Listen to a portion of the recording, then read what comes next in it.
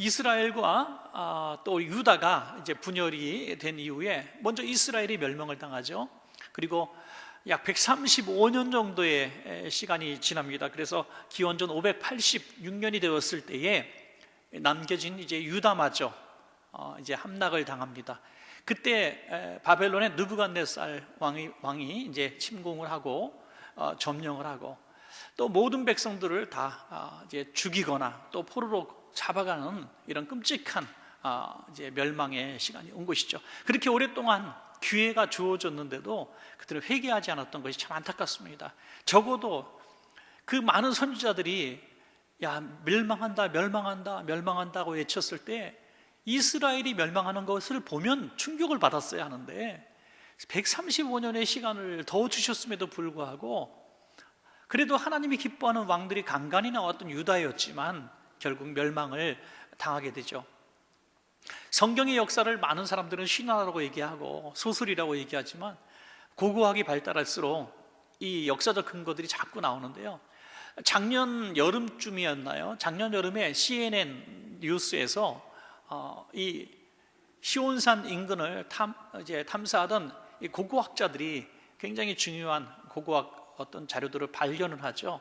그게 이제 바로 이 바벨론에서 사용하는 화살촉, 또 토기들, 그리고 램프 조각들 이런 것들을 발견하게 돼요.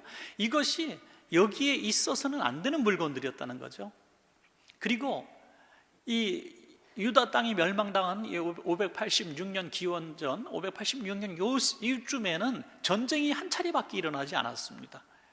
그런데 전쟁이 한 차례밖에 일어나지 않는 유일한 전쟁이 바로 바벨론과 유다의 전쟁이었는데 바로 그 시기에 고고학적 발굴이 된 거예요. 그 시기에 전쟁이 있었던 것으로. 그런데 바벨론이 쓰던 이런 화살촉 군사들의 장비들이 발견이 됐다는 거죠. 그러니까 유다 땅을 여기까지 침공해 와서 전쟁을 했다는 고고학적 증거가 발굴이 된 겁니다. 그 시기에 있었던 것으로요. 그래서 바벨론의 유다 침공은 사실이었다라고 CNN에서 이렇게 얘기를 했습니다. 물론 긴 얘기를 이렇게 할 필요도 없이 우리는 원래부터 믿었으니까 뛰어나죠. 우리가 고고학자들은 발견하고 믿었지만 우리는 그냥 믿어요. 다윗 왕이 실존 인물이 아니라고 하는 사람들도 많이 있었답니다. 다윗 왕이 왜 실존 인물이 아니었다고 얘기했냐면 자료가 없었다는 거예요. 고고학적 자료가. 전승으로는 다 믿는데 어떤 정확한 자료가 없었는데 그것도 얼마 전에 다윗 왕에게 조공을 바치는 사람들의 그 명단과 조공 문품들이 비문으로 발견이 됐다는 거예요. 다윗 왕에게 바치는 물품, 이 조공에 관한 이 비문이 발견이 돼서 다윗 왕이 실존 인물이고 또 여러 나라 왕들로부터 조공을 받았다는 기록을 발견하게 되어서 다윗 왕은 신하다라고 얘기했던 사람들의 입을 막아버리게 되었다는 것입니다. 여러분, 그래서 얼마나 성경의 역사는 고고학이 발달할수록 자꾸 발견이 되어져서 더 확증이 되고 많은 사람들이 과학 문명이 발달하면 발달할수록 기독교가 성경이 박물관에 가 있을 거라고 생각하지만 훨씬 더 성경의 사실이 증거다, 사실이다 이렇게 이야기합니다. 그래서 이 진화론자들하고 창조론자들하고 뭐 다툴 필요가 없는 것 같아요. 창조론의 근거에서 이 고고학을 연구하고 또 생물학을 연구하고 창조과학을 연구하면은 쉽게 풀리는데 진화론의 근거에서 자꾸 창조가 아니라고 얘기하니 문제가 풀릴 리가 없는 것입니다. 자, 어쨌든 오늘 함께 읽으신 본문은 분명한 역사적 사실에 의해서 유다가 멸망을 당했다가 다시 회복되어지는 요즘에 주었던 하나님의 말씀이죠. 특별히 오늘 함께 읽으시면서 어떤 마음이 들어요? 유다 백성들이 70년 동안 바벨론에서 포로로 있으면서 얼마나 외롭고 슬프고 또 고통스러웠겠어요. 그래서 그들이 할 수 있는 일은 뭐겠어요? 그냥 고향을 그리워하는 거죠. 시편 137편 우리 그 뒷부분에 있는데 1절에 보면 이런 말씀이 나와요. 우리가 바벨론의 여러 강변 거기에 앉아서 시온을 기억하며 울었도다. 시온을 기억하며 울었도다 그랬어요. 저도 미국에 이제 집회를 종종 이렇게 갔을 때 보면 이민 1세대를 많이 만나요. 좀 지역에 그래도 규모가 있는 교회들이 부흥회를 할 때 이렇게 갔기 때문에 장로님들이라든지 뭐 좀 그 저택 정도로 살고 있는 분들이 집에서 한 번씩 초청을 합니다. 정말 미국의 부자들 큰 집들 갖고 있는 집들이 많이 있더라고요. 어떤 집에 가서 한번 대접을 받는데 재작년쯤이었나요? 집에 거실이 4개가 있더라고요. 방이 4개가 아니라 거실만 4개. 그러니까 여기는 회의방, 여기는 밥 먹는 방, 여기는 또 뭐 이렇게 교제하는 가족방, 텔레비 보는 방, 스포츠방, 이게 거실만 4개가 있는 어마어마한 저택도 있더라고요. 뭐 제가 드리고자 하는 말씀은 그런데 봤다 이게 아니라 그분들이 어느 날 갑자기 그렇게 잘 된 게 아니다 하는 거죠. 이민 1세대들 60년대 말 70년대 이렇게 미국에 와서 정말 고생들 많이 한 얘기 듣다 보면 진짜 소도 눈물을 흘리겠더라고. 소도 눈물을 흘리겠어요. 너무 슬퍼요. 그래도 한국에서는 꽤 잘 살던 사람들이 많이, 배웠다는 사람들이 많이 이민 1세대로 왔는데 뭐가 없냐면 돈이 없잖아요. 그리고 인종적 편견, 그리고 집 없어요. 시간 없어요. 말도 없어요. 무슨 말, 타는 말 말고 언어가 안 되니까 말이 없어. 그죠? 저도 외국 나가면 아주 과묵해집니다. 말수가 줄어요. 그러니까 얼마나 답답하고 외롭고 그러면은 이제 바닷가 같은 데 가는 거예요. 이제 뭐 그래도 이제 로스앤젤레스라든지 뭐 또 뉴욕이라든지 이쪽 근처에 사는 사람들 이 바닷가가 있잖아요. 그 가면 바닷가 바라보면서 그렇게 울면서 통곡하면서 그리워했다 그런 얘기들을 듣는데 오늘 유다 백성들이 똑같은 거예요. 바벨론 강가에 앉아서 고향을 그리하면서 그렇게 울었다 하는 거죠. 자, 그런데 자기들의 힘으로는 도무지 해방될 수 없는 그런 상황 가운데서 하나님께서 전혀 상관없던 바사, 오늘 페르시아의 바사 제국의 왕을 통해서 오늘 이 땅을 점령하게 하시고 그리고 해방을 주었다는 거죠. 고레스 왕의 칙령에 의해서 이제 해방을 맞이하게 됩니다. 얼마나 감사해요? 우리가 보통 그러면 이제 바사 왕의 은혜로 우리가 해방되었다라고 얘기하지만 오늘 126편에 보니까 이것이 하나님의 은혜였다고 얘기해요. 126편을 같이 읽으면서 이렇게 전개할 수 있어요. 첫째는 하나님이 큰 일을 행하셨다. 큰 일이 뭡니까? 도무지 자신들의 힘으로는 이 바벨론을 부수고 해방할 수 없는데 이 큰 일이잖아요. 엄청난 일을 하나님이 행하셨다. 할렐루야. 여러분, 우리가 하나님이 아니면 할 수 없는 일들이 너무나 많아요. 지금 우리가 당하고 있는 이런 질병으로 인한 전 세계가 겪고 있는 이 멘붕 상태, 공황 상태, 이런 상황은 하나님이 아니면 풀 수가 없는 거예요. 인간이 얼마나 나약하고 얼마나 보잘것없는가 하는 것을 보여주고 있습니다. 그러나 하나님께서 분명히 우리 인생에게 지혜를 주셔서 또 우리 과학자들과 의학자들에게 지혜를 주시고 우리 모든 또 사람들에게 지혜를 주셔서 이것을 잘 해결해 나갈 수 있도록 또 한 번 우리를 도와주실 겁니다. 하나님이 큰 일을 행하셔서 이 일을 감당하게 하시고요. 또 하나는 뭡니까? 하나님이 이 일을 왜 행하시는가? 하나님이 행하시는 큰 일은 하나님의 사람들, 성도들을 위해서, 우리를 위해서 이 일을 행하신 줄로 믿습니다. 오늘 보니까 본문에 우리를 위하여 이 일을 행하셨도다라고 말합니다. 하나님의 눈에는 늘 하나님의 사람들이 보여지는 거예요. 하나님의 사람. 우리가 사랑하는 사람이 있는 나라에 관심이 있잖아요. 지금 유럽에 유학 보낸 자녀들이 있습니까? 이민 가 있는 사람이 있습니까? 얼마나 걱정되시겠어요.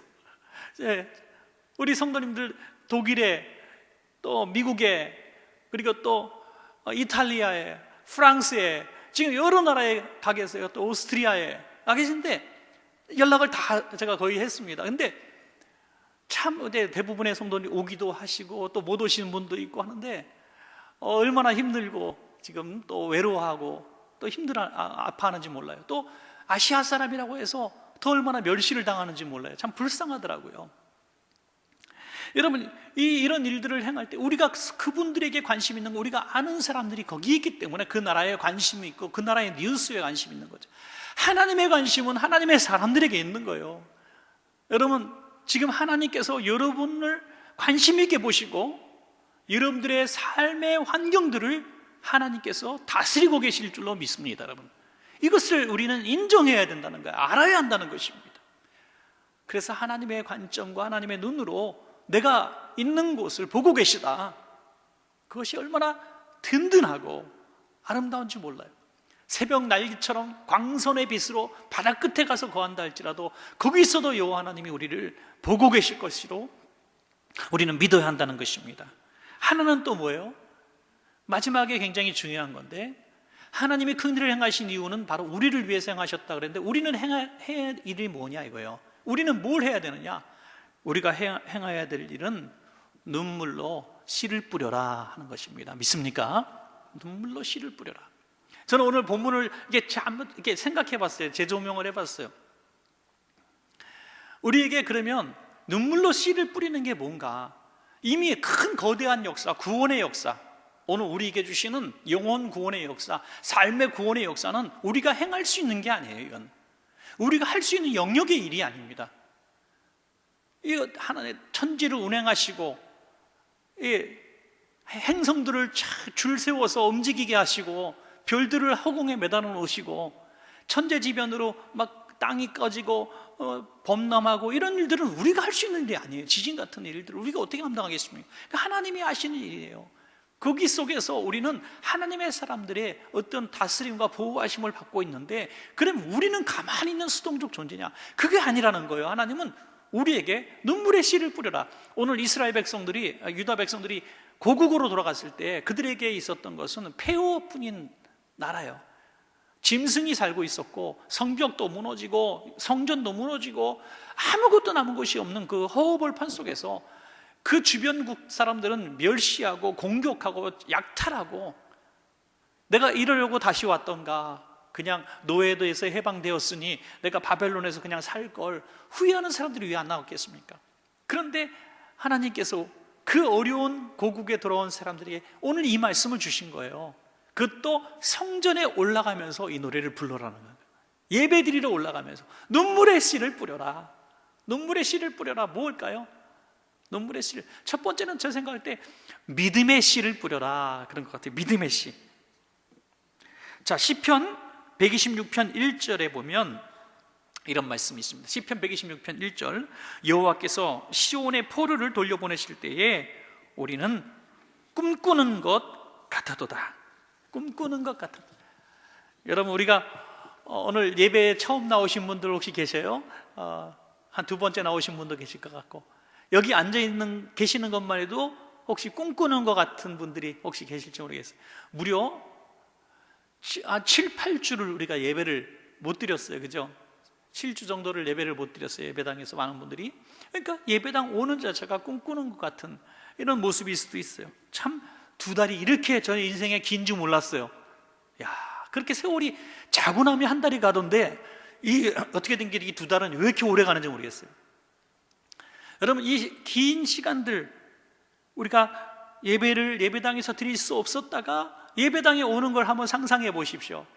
여러분, 곧 이제 국가에서도 우리에게 많이 완화를 이렇게 해줬기 때문에 캐톨릭도 이번 주 주일부터 미사를 서울대교구가 하게 되고, 불교도 이제 행사를 하게 됩니다. 그런데 우리는 이제 이번 주일까지는 우리가 이렇게 같이 병행해서 예배를 나오셔도 돼요. 나오셔도 되고, 또 못 나오시는 분들, 아직은 불편하신 분들을 해서 병행해서 이렇게 하지만, 공식적으로는 이제 당회와 협의해서 이제 5월 중에 이제 시작하려고 합니다. 같이 시작할 때 일반적인 모든 예배와 또 교회 예배당 폐쇄도 이제 다 이제 우리는 해제하고 이제 한 번에 탁 풀어놓을 이제 생각이지만, 몇 가지는 이제 여전히 조심해야 될 것들은 이제 우리가 좀 나중에 해야 되겠죠. 이를테면 소그룹 예배들이라든지 이런 예배들은 조금 우리가, 또 주일학교 예배, 아직은 우리가 불안한 부분들은 우리가 조금 더 늦게 하겠지만, 우리가 이제 예배당에 오는 발걸음이 이제 좀 자유로워질 거라고 하는 거죠. 곧 말이죠. 이럴 때 우리의 발걸음이 어떻게 보면 꿈꾸는 것 같을 거다. 그런데 그 꿈꾸는 것 같은 일들이 저절로 이루어졌느냐? 아니라는 거예요. 여러분, 성경의 역사 어딜 봐도 믿음의 역사가 없이 이루어진 하나님의 역사는 없습니다. 기적은 하나님이 네가 믿느냐? 내가 믿은 대로 될지어다. 긍정적 믿음을 갖고 있는 사람은 긍정적 믿음대로, 부정적 믿음을 갖고 있는 사람은 부정적 믿음대로, 말이 나온 대로 하나님은 행하셨습니다. 물론 내가 스스로 그렇게 되리라고 믿고 싶어서 믿고 선포하는 것을 제외하고 말이죠, 하나님의 주어진 약속에 관한 말씀이죠. 그러니까 하나님이 우리에게 주시는 이 하나님의 말씀들, 로고스의 말씀, 레마의 말씀으로 우리에게 각자에게 주셨던 말씀들이 내게 확 믿어질 때, 현실은 바벨론 포로 같은 도무지 헤어날 수 없는 상황이지만 하나님이 내게 주신 말씀이라고 믿어지면 아멘하고 믿으시라는 얘기입니다. 믿어야 바벨론에서 해방됩니다. 저절로 된 게 아니라.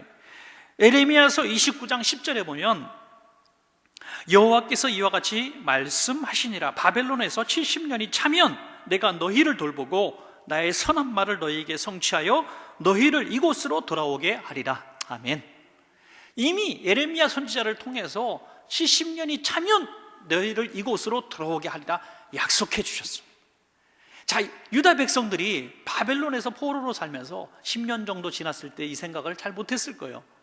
20년째 지나고 30년째, 한 40년째 지났을 때 그들은 설레이기 시작했을 거예요.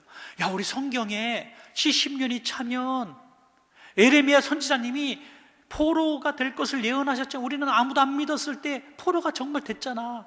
그런데 70년이 차면 해방되게 하실 것이라는 말씀을 하셨으니 그것도 틀림없이 이루어질 거야 하면서 믿음의 씨를 뿌린 거예요. 50년이 되고 60년이 되고 70년이 찰 때쯤 돼서는 가방 정리도 하고 집 청소도 해놓고 입고 갈 옷도 딱 벽에다 걸어놓고 준비했을 거 아닙니까, 여러분? 그 믿음이 있었기 때문에 하나님은 예정대로 그들을 구원하셨다고 저는 믿습니다. 아브라함은 하나님의 약속을 받은 게 75세예요 75세에 약속을 받았지만 25년 동안 그의 믿음이 전혀 흔들리지 않았습니다. 그리고 약속하신 100세에 이제 이삭을 얻고, 놀라운 것은 75세에 하나님의 약속을 받고 내가 자식이 생기리라, 내가 해와 내 별과 모래같이 많은 자손이리라, 널 거부되게 하리라, 너는 복덩어리가 되게 하리라, 이렇게 말씀하셨을 때, 아유 하나님, 내 나이가 75세요 노인이에요. 자식은 뭐 내가 자식 욕심이 어디 있겠어요. 이제 내 이스마엘로 만족하고 살아야지. 뭐 이런 생각들을 왜 중간중간에 안 들었겠어요. 내 인생이 뭐 이제 얼마나 남았다고, 평균 수명대로 이제 조금만 더 살면 죽을 텐데, 이렇게 생각했을 텐데 아브라함은 믿음이 약하여지지 않았다고 성경에 말씀하고 있고, 더 감사한 것은 75세에 받은 약속보다 100년이나 더 살았어요. 100년이나.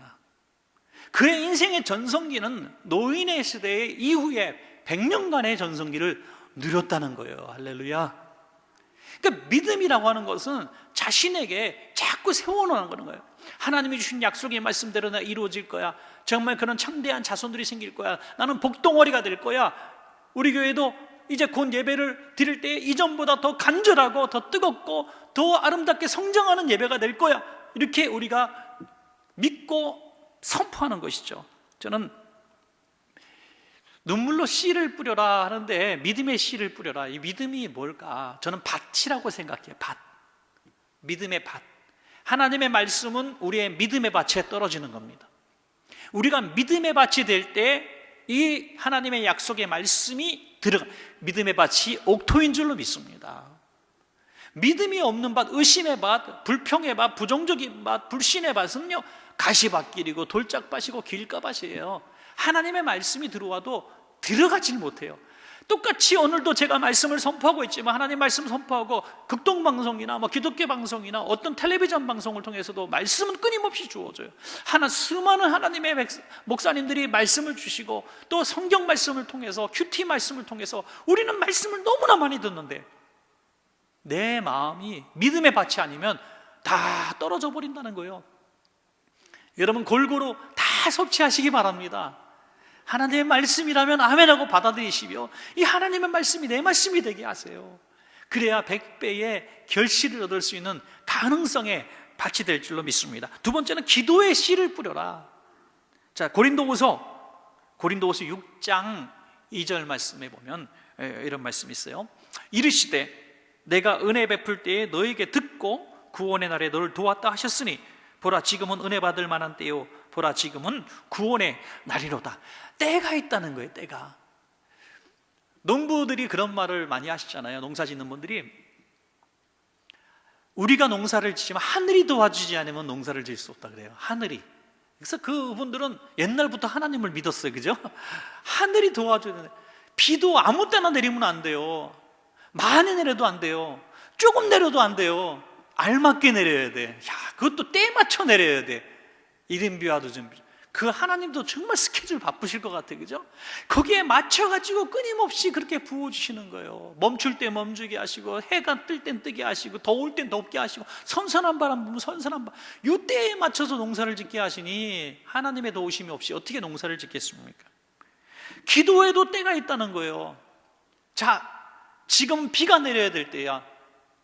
기도에 눈물 방울이 떨어져야 이 하나님의 말씀이 자라기 시작합니다. 여러분, 기도는 바로 눈물의 비라고 저는 생각해요. 하나님의 말씀을 내가 받았어요. 내 마음의 믿음밭에 받았어요. 그런데 눈물의 기도가 없으면 내가 아무리 믿는다고 말은 하지만 기도하지 않으면 온전한 믿음이라고 할 수 없습니다. 많은 분들이 나는 기도할 거리가 별로 없어요 하시는 분들이 계신데, 기도할 거리 없는 분들에게는 좋은 제안 하나 드릴게요. 그것은 기도 어떤 제목 수첩을 하나 만드시는 거예요. 기도 수첩을 만드시면 하나씩 한번 적어보세요. 아유, 우리 집사님 기도 좀 부탁해요. 그럼 네 알았어요 집사님, 이름 적고 무슨 기도해 드릴까요? 안 하더라도 한번 적어놔 보세요. 이렇게. 그러면 한 번쯤 이렇게 읽게 되고 보게 되면 기도하다가 또 얘기 나오고 또 생각나면 기도하게 되고 그래요. 기도해 드릴게요. 너무나 부도수뼈 팡팡팡 남발하고 우리는 너무너무 기도를 잘하지 않아요. 저를 비롯해서 참 솔직하게 고백드리면 기도해 드릴게요 라는 말처럼 참 이렇게 부드러운 말이 없는데 지키지 못할 약속도 그것처럼 흔하지 않은 게 없는 것 같아요. 그래서 노트에다 적어놓는 게 너무 중요한 것 같아요. 우리 자꾸 잊어먹잖아요. 그러니까 적어서 한마디라도 이름이라도 한번 불러보면서 기도하는 거예요. 그래서 기도는 이 비같이 내 믿음의 밭에 떨어진 하나님의 말씀이 잘 자랄 수 있도록 우리가 하는 거죠. 이스라엘 백성들이 기도 제목이 왜 없었겠어요? 하나님, 우리를 구원해 주옵소서. 우린 너무나 힘듭니다. 우린 너무나 고통스럽습니다. 너무 고국에 돌아가고 싶습니다. 고국에 돌아왔어요. 돌아왔더니 너무 힘들어요. 하나님, 먹을 것도 없고요, 잠잘 것도 없고요, 성전도 없고요, 성벽도 없고요, 외세는 침공하고요. 너무너무 아픔이 많았어요. 그런데 이런 기간을 통해서 그들은 큰 부흥의 역사를 경험하게 돼요. 무슨 부흥? 영적인 부흥의 시기가 이 시기였습니다. 할렐루야. 여러분, 지금 우리가 코로나 때문에 한국 교회, 한국 기독교, 전 세계 기독교가 예배를 못 드리는 것처럼 보이지만 또 안 믿는 사람들, 또 믿음이 좀 연약한 사람들은 그런 얘기를 해요. 몇 달 동안 새신자도 없고 교인들도 이렇게 인터넷 예배 드리다 보니까 처음에는 너무 아파서 첫 번째 인터넷 예배 드리는 날 울지 않은 성도가 없어요. 다 울었어요. 두 번째 드리는 날부터 웬걸 좀 편해지기 시작해. 한 달쯤 지나니까 이대로 쭉 갔으면 좋겠어. 야, 이게 이상하게 사람은요 여기 익숙해진단 말이에요. 그래서 그걸 걱정하는 분들이 그래서 막 그래도 이 예배당에서 예배를 그래도 고집스럽게 이렇게 막 하는 이유들이 충분히 맞아요. 있어요. 믿음이 연약한 성도들, 새신자들은 이 기회에 아예 떠나는 사람들도 분명히 있을 거예요. 그러나 저는 반대로 생각합니다. 저는 그렇게 생각하지 않아요. 그렇다면 박해받는 지역의 그리스도인들은 다 교회를 나오지 못하고 다 기독교를 배교해야죠. 하지만 그 박해받는 땅에서 있는 기독교인들이 진짜 1% 기독교인들이 그 나라와 미래를 짊어지는 일꾼들이 되었다는 거죠. 그래서 우리도 진짜 믿음이 생기는 거예요. 이제 진짜 믿음. 그래서 이 2달의 기간을 평생 우리는 얘기할 거예요. 평생. 그때 내가 믿음을 지켰어. 그때 내가 가정에서 내가 처음에 다시 이제 예배당으로 가는 발걸음이 꿈꾸는 것 같았어. 내가 얼마나 울면서 기도했는지 몰라. 예배의 간절함을 위해서. 여러분, 질문 한번 해볼게요. 이 코로나 사태 있기 전에 내가 예배당 가서 예배 드릴 수 있게 해달라고 울며 기도해 본 적 있는 사람 흔들어 보세요. 있을 턱이 없죠. 왜? 아유, 예배 안 오면은 찍힐까봐 온 분들이 많이 계시지만 예배당 가고 싶어서 눈물을 흘리면서 기도해 본다는 박해받는 분들 말고는 없었을 거예요. 그런데 지금 우리는 예배당 가서 예배 드리고 싶어서 너무 울면서 기도하고 있어요. 이게 마치 바벨론 땅에서 고국을 그리워하면서 예루살렘 성전을 그리워하면서 온 성도들과 다를 바 없는 그런 애틋하고 간절한 마음을 우리에게 이 시대에 허락하신 하나님께 저는 감사하는 거죠. 감사하는. 저도 목회에 관해 굉장히 흔들림과 재조각의 시간들이 일어나는 것 같아요. 아, 예, 목회가 이렇게 해야 되는 거구나. 야, 그래, 본질을 찾아야 되겠구나. 이제 본질. 액세서리, 군더더기 다 떼버리고 예수 구원, 예수 십자가, 오직 말씀, 주의 은혜 안에서 사는 법.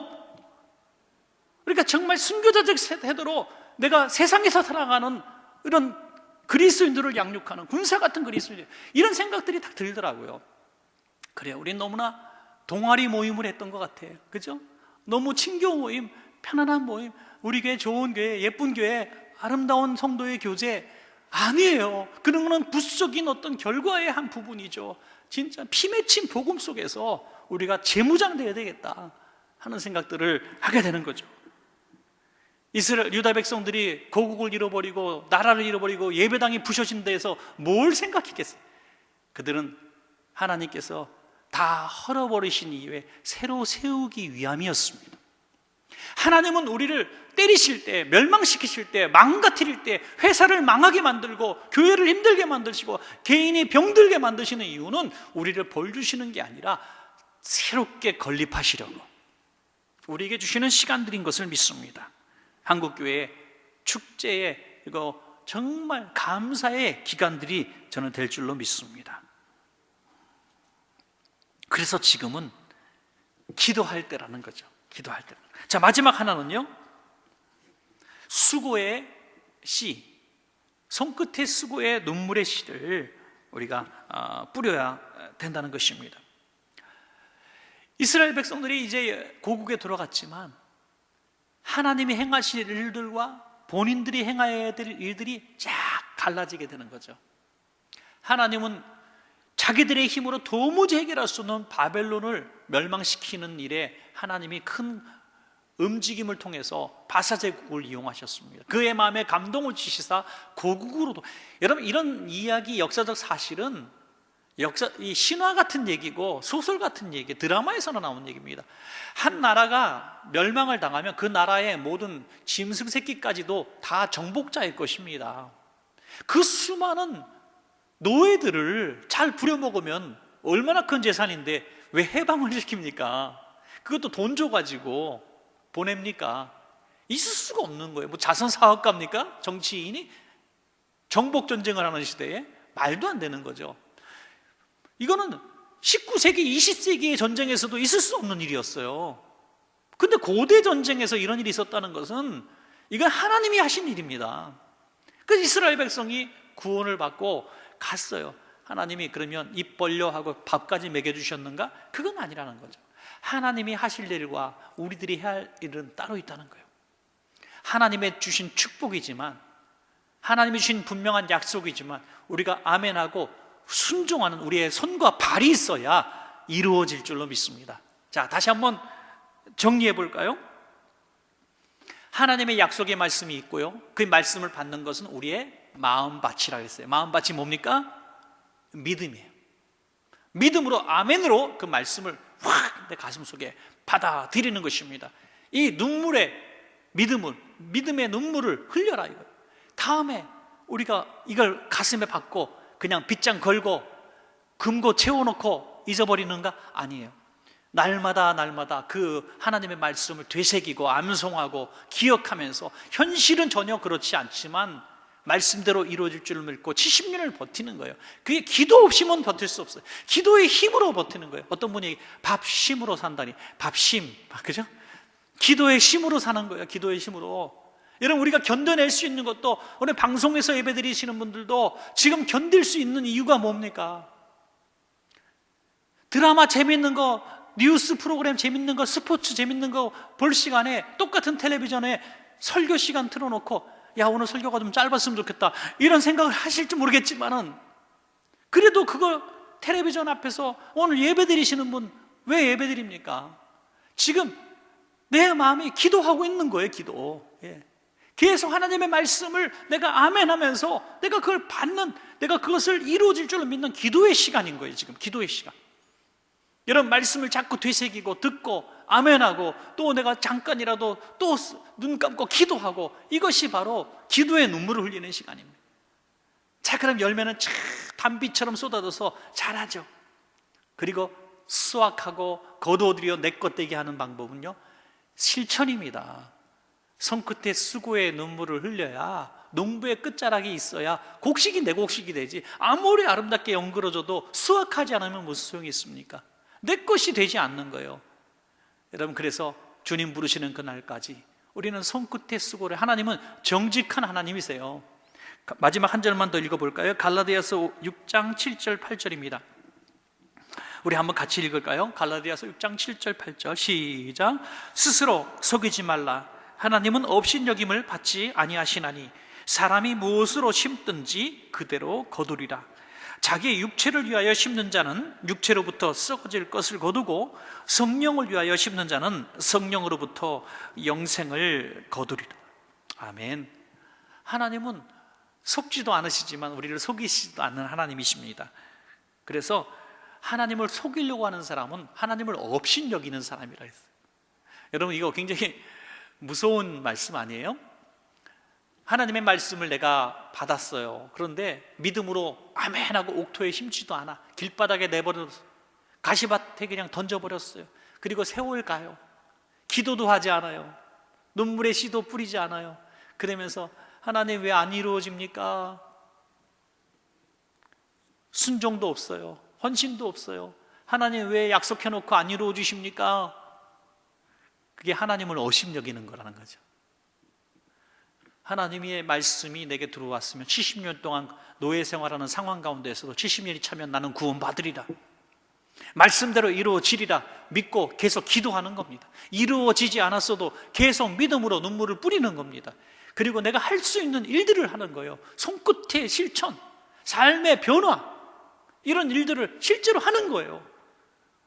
그럴 때 하나님께서 이스라엘 백성들을 구원하시고 성전을 재건하게 하시고 성벽을 재건하시고 다시 강국으로 만들어주시는 역사가 우리 삶 가운데도 일어나게 될 줄로 믿습니다.